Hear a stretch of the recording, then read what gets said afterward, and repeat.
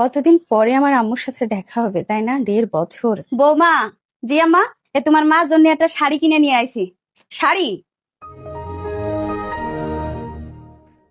তোমার মার পছন্দ হয় কিনা দেখো। মা, এখন তো এত টাকা খরচ করার দরকার ছিল না। কি বলো বৌমা?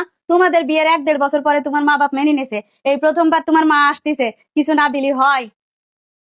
আচ্ছা, তুমি রান্নাঘরে আসো, আমার একটু হেল্প করো। ঠিক আছে মা, আপনি যান, আমি আসতেছি। ভালোই হলো, মা কত চিন্তা করে, তাই না? মা, আপনি এবার যান, আমি সব সামলে নিচ্ছি। আরে বৌমা, এসছো? রান্না বান্নার সব গোছানো কমপ্লিট, এখন শুধু রান্তি হবে। কিন্তু মা, এত আইটেম কেন? বৌমা, এত আইটেম কই? তোমার মা প্রথমবার আসতেছে, আর তোমার মারা কত বড় লোক মানুষ, তাই বলে এতগুলো আইটেম? আমরা গরিব মানুষ, তাই বলে কি চেষ্টা করব না? মা, আপনার ছেলের বেতন তো খুব বেশি না, এত টাকা যদি একবারে খরচ করে ফেলি তাহলে সারা মাস চলবো কি করে?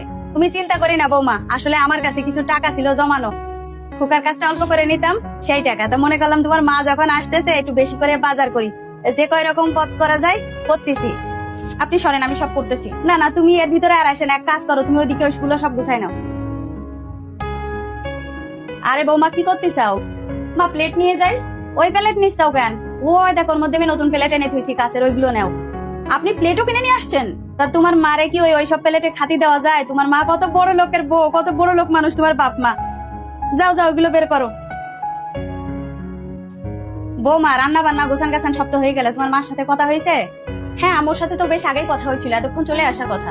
চলে আসবে না? চলে আসছি। আম্মু, চলে আসছো? আসো, ভিতরে এসে বসো।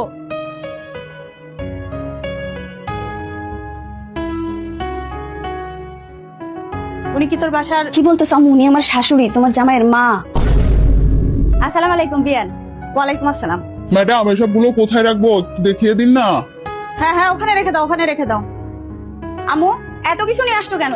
কি বলিস, প্রথমবার মেয়ের শ্বশুর বাড়িতে আসছি, জিনিস তো নিয়ে আসতেই হবে, তাই না? কিন্তু তোর এই অবস্থা কেন? শাড়ি পরে আছিস, তাও আবার কম দামি শাড়ি। আম্মু, তুমি আসছো, আগে ফ্রেশ হও, তারপরে আমরা কথা বলি। তোমার মা কতদিন পরে এসছে, তুমি গল্প করো, আমি তোমাদের জন্য চা বানায় নিয়ে আসি। আমি তো তোর শাশুড়িকে দেখে ভাবলাম কাজের লোক মনে হয়। দেখো আম্মু, তুমি আমার শ্বশুর বাড়িতে আসছো, তো কথাবার্তা একটু ঠিক করে বলো তো। কি হয়েছে? কাজের লোকের মতোই তো দেখাচ্ছে। আর এই গরমের মধ্যে কেউ শাড়ি পরে? আর এই কাচের চুড়ি, তোর গহনাগাটি কোথায়? কি বলতেছো আম্মু তুমি?